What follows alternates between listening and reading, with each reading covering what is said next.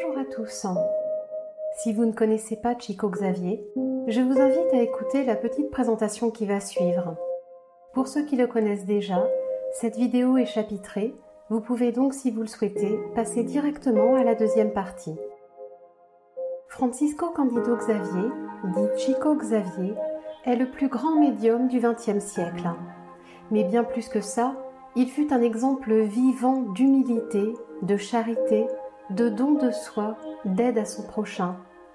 Il s'impliquait dans la charité auprès des nécessiteux et grâce à sa médiumnité, il transmit des milliers de messages apportant ainsi apaisement, réconfort à des milliers de familles endeuillées.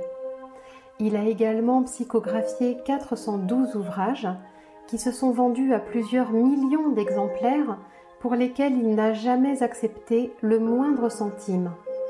Tous les droits d'auteur ont été reversés en totalité à des œuvres de charité.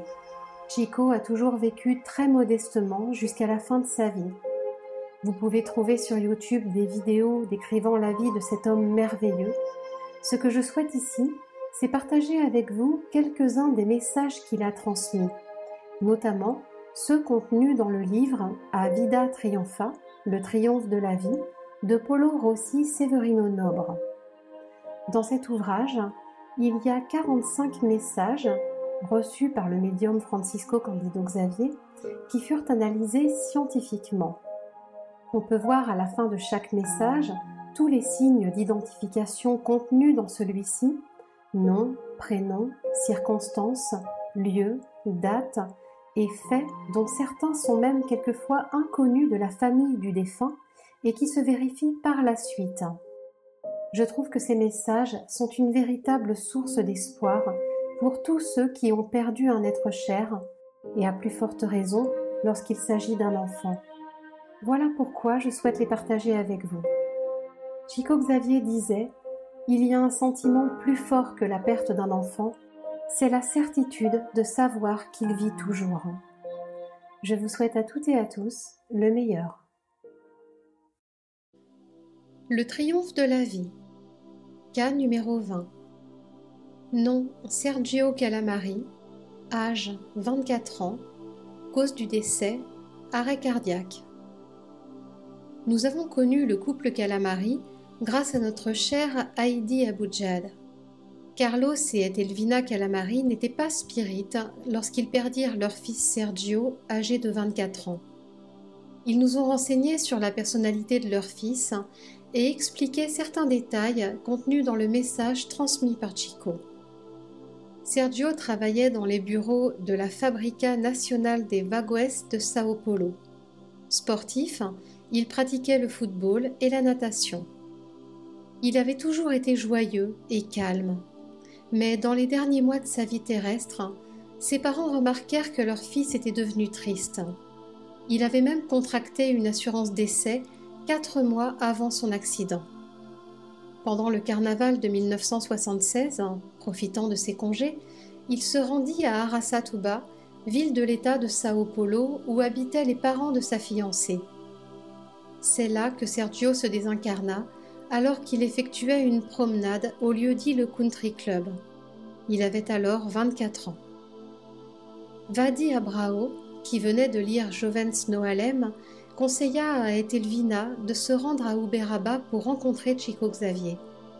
Lors de sa 3e visite, elle reçut un message de son fils. Dès lors, Carlos, le papa de Sergio, qui ne dormait plus, ne mangeait plus, ne travaillait plus, put sortir de son abattement et reprit une vie normale. Le message apporta aux époux Calamari une nouvelle vision de la vie et l'acceptation de la séparation physique qu'ils perçoivent désormais comme temporaire. L'espoir revint dans cette famille où chacun tente aujourd'hui de mettre en pratique les recommandations contenues dans la lettre de Sergio. Encore une fois, il faut noter la précision du message de l'esprit qui indique qu'il est mort par arrêt cardiaque et non par noyade. Ceci a été confirmé par le médecin légiste, dont le rapport mentionne que Sergio n'a pas avalé d'eau. Nous proposons aussi à la méditation cet extrait du message. Il est nécessaire d'accepter ce que Dieu a déterminé pour nous aujourd'hui. la divine providence nous préservant peut-être ainsi de terribles épreuves qui nous dévasteraient demain. Le message. Chère maman, bénis ton fils. Maman, tu m'as appelé avec tant de foi que, bien que toujours convalescent, je peux vous dire à papa et toi que je vais mieux. Je sais que le besoin de recevoir des nouvelles de ceux que nous aimons peut être considéré comme une maladie de l'âme, une dépression, même si la foi nous guide sur le bon chemin. Je viens vous demander courage et confiance en Dieu. Si j'avais pu, je serais restée sur terre pour préparer un avenir meilleur pour nous tous. Mais crois bien, maman, que nous ne sommes pas au-dessus de Dieu. Or, Dieu a voulu que je revienne ici au moment même où Cléonice et moi planifions de créer notre propre foyer afin d'alléger la charge de nos chers parents. Ce jour de février était la date prévue pour mon départ. Ne pense pas que je suis mort par noyade, c'est mon cœur qui s'est soudainement arrêté de battre, stoppant le flux sanguin. Je suis tombée lourdement, victime d'un étourdissement dont je ne me suis pas encore remis. Est-ce un malheur ? Oui, si nous pensons seulement en termes de vie passagère. J'entendais tout ce qui se disait pendant qu'on tentait de me réanimer, mais je ne pouvais même pas bouger le petit doigt. Frazzani et Cléonice ont beaucoup souffert lors de cet accident à Arasatouba, mais il devait en être ainsi. Je n'aurais pas pu vivre davantage. Dans mon fort intérieur, je savais par intuition que je devais finir dans ces eaux.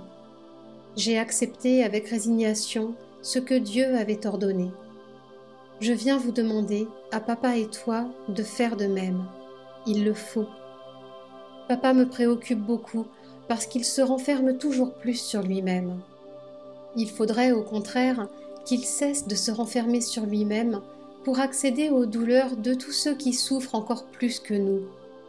Imagine, maman, j'ai perdu la vie au milieu de tant d'eau alors que tellement de gens ont soif, ne serait-ce que d'un thé chaud pour réchauffer leurs poumons froids et malades. Maman, réanime papa qui gît dans un profond découragement. Vous avez beaucoup d'enfants à secourir parmi les indigents qui manquent de tout pour seulement survivre. Moi, je vais bien. La nostalgie est un sentiment naturel. Si je devais quitter Sao Paulo pour une autre ville, mon ressenti ne serait pas différent. Mais nous pouvons transformer en joie et en secours pour les autres cette impression de vide. Que papa pense à cela pour éviter les larmes qui ne m'aident en aucune manière. Eunice et Carvalho vous assisteront tous les deux. La meilleure façon de se souvenir de ceux qui ont quitté la terre, c'est justement d'acquérir un endroit où abriter ceux qui arrivent et sont parfois rejetés par leurs propres parents. Maman, l'inaction engendrée par nous, qui sommes revenus plus tôt que prévu à la vie spirituelle, doit cesser. Je n'ai pas encore suffisamment d'expérience pour pouvoir écrire comme je le voudrais. Mais je viens te demander, avec beaucoup de sincérité, de calmer ton cœur et de m'aider par des prières de bonté et d'amour. Il est nécessaire d'accepter ce que Dieu a déterminé pour nous aujourd'hui, la divine providence nous préservant peut-être ainsi des terribles épreuves qui nous dévasteraient demain. Mémé Amabile s'est comportée avec moi comme une mère, douce et dévouée, et Pépé Pasquale m'a aidé comme un père avec une bienveillance dont je ne pourrais plus me passer. Maman, transmets à papa mes vœux de prompt rétablissement et de foi en la bonté divine. Il ne m'a pas perdue, je suis toujours son fils, mais dans un autre plan, et nous travaillerons encore plus proches qu'avant. Demande à Cléonice d'être calme et courageuse. Jésus continuera de nous guider vers les accomplissements que nous devons atteindre. Et dis à Eunice de tout faire pour stimuler la joie à la maison. Ma chère sœur a enduré quelques épreuves passagères, mais Carvalho est un homme bon et travailleur. Tout s'arrange autour de nous lorsque nous nous améliorons intérieurement. Aujourd'hui, ma petite maman, je ne peux pas écrire davantage. Je suis encore un peu étourdie par la situation inattendue dans laquelle je me trouve. Ne pensez pas que je vais mal. Je suis encore en convalescence et je dois parfois faire quelques pauses lorsque je fais travailler mon cerveau. Je ressens encore le manque de la maison et de vous tous, mais je continue de lutter pour accepter ce qui m'est arrivé.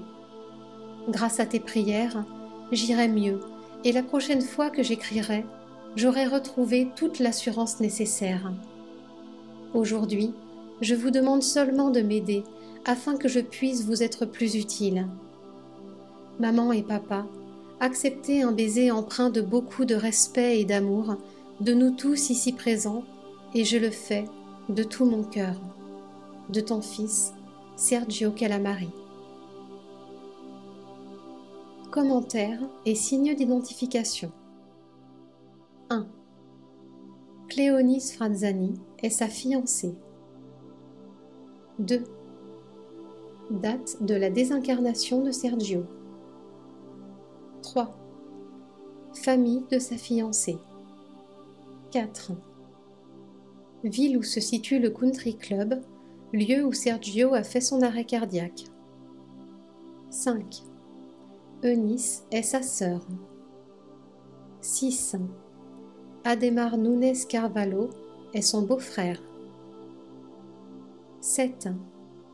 Amabile Pivatelli est sa grand-mère maternelle. 8. Pasquale Pivatelli est son grand-père maternel.